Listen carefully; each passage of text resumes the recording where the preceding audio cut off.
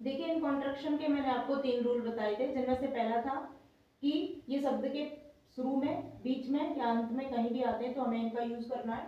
दूसरा हमारा है कि with the end four of the, अगर दो या दो से अधिक ये वर्ड्स एक साथ आते हैं तो भी हमें इनका यूज एक साथ ही करना है, बगैर कोई गैप छोड़े। जैसे विद और द आया है तो इन दोनों का हम जब कॉन्ट्रैक्शन लगाएंगे तो हम यहाँ पे कोई भी गैप नहीं छोड़ेंगे,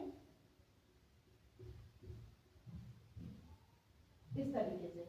मैंने बताया था इंग्लिश ब्रेल जब तुम्हें लिखना सिखाया था कि जब भी हम एक वर्ड लिखते हैं तो दूसरा वर्ड लिखने से पहले हमें एक सेल छोड़ना होता है, लेकिन कॉन्ट्रैक्शन इनका जब हम लगा रहे हैं तो हमें कोई भी सेल नहीं छोड़ना है, इनको जस्ट बगल में लिखना है। जैसे एंड और फोर है,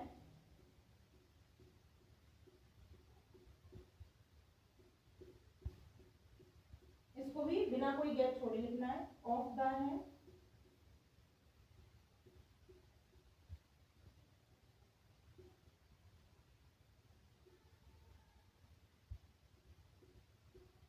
तो देखिए इस तरीके से हमें कोई भी गैप इसमें नहीं छोड़ना है। अगला है हमारा, अगर इनके साथ, इन पांचों में से किसी के भी साथ अगर ए आता है तो भी हमें कोई भी गैप छोड़े बगैर इनके साथ ए को लिखना है।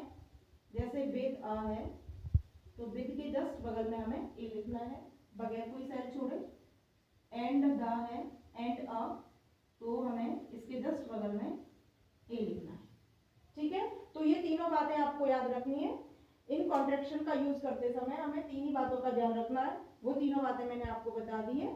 तो इनका आप अच्छे से प्रैक्टिस करिएगा, इनको लर्न कर लीजिएगा। मिलते हैं अगली वीडियो में इसकी प्रैक्टिस के साथ, प्रैक्टिस करेंगे। तब तक के लिए धन्यवाद।